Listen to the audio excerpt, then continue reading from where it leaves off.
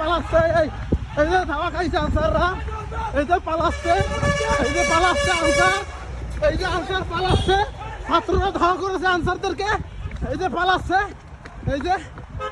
answer পালাচ্ছে একজনে ধাওয়া করেছে এই যে আনসারদেরকে ধরেছে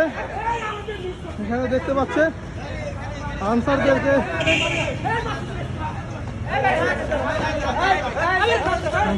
ধরেছে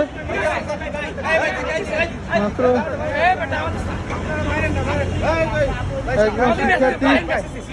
একজন শিক্ষার্থী ধাওয়ায়